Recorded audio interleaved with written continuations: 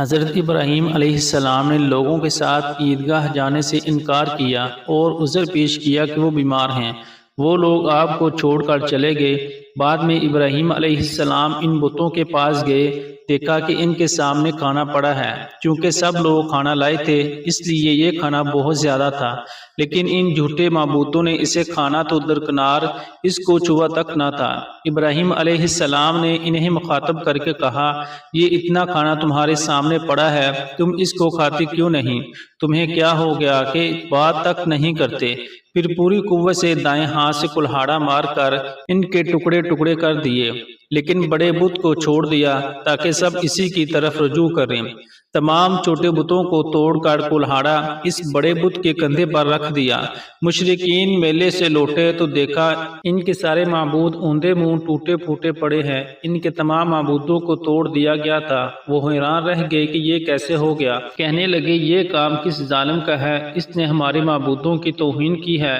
اس وقت جن لوگوں نے ابراہیم علیہ السلام کا وہ کلام سنا تھا، انہیں ان کا خیال آ گیا۔ کہنے لگے، وہ نوجوان جس کا نام ابراہیم ہے، اسے ہم نے اپنے بتوں کی مذمت کرتے سنا ہے۔ اللہ کی قدرت کے ابراہیم علیہ السلام کا جو مقصد تھا وہ خود بخود پورا ہو رہا تھا۔ قوم کے لوگ مشورہ کر رہے تھے کہ سب کو جمع کرو اور اسے بلاؤ، پھر اسے سزا دو۔ چنانچہ تمام اہل باطل چھوٹے بڑے جمع ہو گئے۔ کاروائی شروع ہو گئی۔ کہنے لگے، اے ابراہیم، ہمارے معبودوں کے ساتھ یہ لب حرکت تو نے کی ہے۔ ابراہیم علیہ السلام نے جواب دیا، یہ کام تو اس بڑے بت کا ہے، مجھ سے کیوں پوچھتے ہو؟ تم اپنے معبودوں سے کیوں نہیں پوچھ لیتے کہ ان کے ٹکڑے کس نے اڑائے ہیں؟ ابراہیم علیہ السلام کا جواب سن کر وہ سب سوچ میں پڑ گئے۔ پھر کہنے لگے، ہم نے بڑی غلطی کی، اپنے معبودوں کے پاس کسی کو حفاظت کے لیے نہیں چھوڑا۔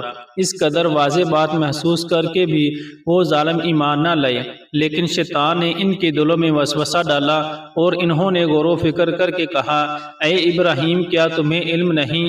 یہ تو بے زبان ہیں، یہ بول نہیں سکتے۔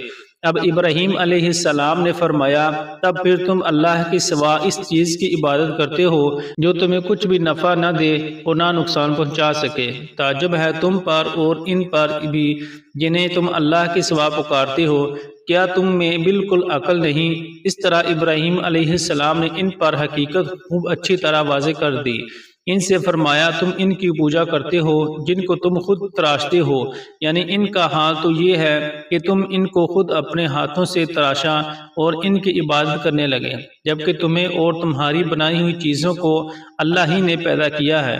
ابراہیم علیہ السلام نے ایک کلہاڑے کی مدد سے ان سب بتوں کو تہس نہس کر دیا تھا۔ یہ اس بات کی واضح ترین نشانی تھی کہ یہ بالکل بے بس ہیں، لیکن اس واضح نشانی کے باوجود وہ اپنے کفر پر ہی ڈٹے رہے اور ابراہیم علیہ السلام کو دھمکیاں دینے لگے اور کہنے لگے، اس کے لیے ایک آتش کدہ بناؤ اور اسے اس دہکتی آگ میں ڈال دو۔ پھر ان لوگوں نے ایک چٹیل میدان کا انتخاب کیا جہاں مٹی نام کی کوئی چیز نہیں تھی۔ اس میدان کو پتھروں کے باڑ کے ساتھ گھیر دیا۔ پھر سب لوگوں کو حکم دیا گیا کہ وہ لکڑیاں جمع کر کے اس گھیری ہوئی جگہ میں رکھیں۔ چنانچہ سب لوگ لکڑیاں جمع کر کے وہاں لانے لگے، یہاں تک کہ عورتوں اور بچوں نے بھی اس کام میں بڑھ چڑھ کر حصہ لیا۔ میدان میں اتنی لکڑیاں جمع ہو گئیں کہ زمین نظر نہیں آتی تھی۔ یہ لکڑیاں زمین پر ایک اونچی دیوار محسوس ہوتی تھی۔ پھر ان لکڑیوں کو آگ لگائی گئی۔ جب آگ کے شعلے آسمان سے باتیں کرنے لگے تو انہوں نے ابراہیم علیہ السلام کو آگ میں ڈالنے کے لیے ایک جھولا تیار کیا۔ اس میں ابراہیم علیہ السلام کو رکھا گیا۔ اس وقت آپ نے یہ دعا پڑھی، ہمیں اللہ ہی کافی ہے اور وہی بہترین کارساز ہے۔ یہ کلمہ ہر محتاج اور مصیبت زدہ کو پڑھنا چاہیے۔ بخاری میں ہے، رسول اللہ صلی اللہ علیہ وسلم نے فرمایا، حسبنا اللہ و نعم الوکیل۔ ابراہیم علیہ السلام نے اس وقت فرمایا تھا جب انہیں آگ میں پھینکا جانے لگا تھا۔ مطلب یہ کہ ہم اللہ ہی پر بھروسہ کرتے ہیں، اس کے سوا ہمارا کسی پر بھروسہ نہیں۔ بعض روایت میں یہ بھی ہے کہ جب ابراہیم علیہ السلام کو آگ میں ڈالا جانے لگا تو جبرائیل علیہ السلام آئے اور کہا، اے ابراہیم کو حاجت ہے تو میں حاضر ہوں۔ ابراہیم علیہ السلام نے فرمایا، اگر تم اپنی مرضی سے آئے ہو تو مجھے تمہاری کوئی ضرورت نہیں۔ ایک دوسری روایت میں ہے کہ بارش کے فرشتے نے حاضر ہو کر کہا، اے ابراہیم، مجھے حکم دیجئے میں بارش برسا کر اس آگ کو بجھا دوں۔ لیکن ایسی تمام روایات ضعیف ہیں۔ یوں بھی اللہ کا حکم ہے ان سے پہلے کام کرنے والا تھا۔ اللہ تعالیٰ سورہ انبیاء میں آیت نمبر 69 اور 70 میں فرماتے ہیں، ہم نے کہا اے آگ ابراہیم پر ٹھنڈی ہو جا اور سلامتی والی ہو جا۔ چنانچہ جب ابراہیم علیہ السلام کو آگ میں ڈالا گیا تو وہ ٹھنڈی ہو گئی۔ ابن عباس رضی اللہ تعالی عنہما فرماتے ہیں، اگر اللہ تعالیٰ آگ سے یہ نہ فرماتے کہ سلامتی والی ٹھنڈی ہو جا تو وہ اس قدر سرد ہو جاتی کہ اس کی ٹھنڈک سے تکلیف محسوس ہوتی۔ گویا آگ بھی اللہ کے حکم کے بغیر نہیں جلا سکتی، چھری اللہ کے حکم کے بغیر نہیں کاٹ سکتی، اس لیے کہ یہ بھی اللہ کی مخلوق ہیں اور ان کی قدرت بھی اللہ کے پاس ہے۔ وہ چاہے تو ان کو قدرت عطا کر دے، چاہے تو قدرت واپس لے لے۔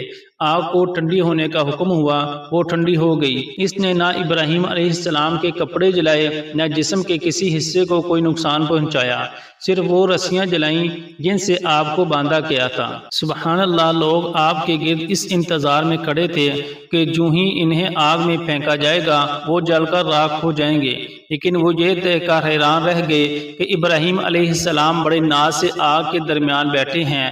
بعض روایت میں ہے کہ ابراہیم علیہ السلام فرمایا کرتے تھے، مجھے ان دنوں جو راحت اور سکون حاصل تھا ویسا آگ سے نکلنے کے بعد نہیں ہوا۔ لوگ اس معجزے کو دیکھ کر حیرت زدہ تھے۔ پھر ابراہیم علیہ السلام آگ سے نکلے۔ اتنا بڑا معجزہ دیکھنے کے باوجود لوط علیہ السلام کے سوا کوئی شخص پورے بابل شہر سے ان پر ایمان نہ لایا۔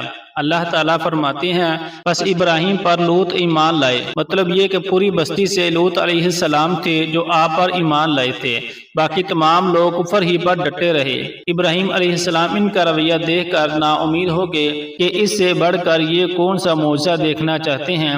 ان کے بتوں کو توڑ دیا گیا، اپنی آنکھوں سے اللہ کی نشانی ان لوگوں نے دیکھی، پھر بھی یہ ایمان نہیں لائے، چنانچہ آپ نے وہاں سے ہجرت کا ارادہ فرما لیا۔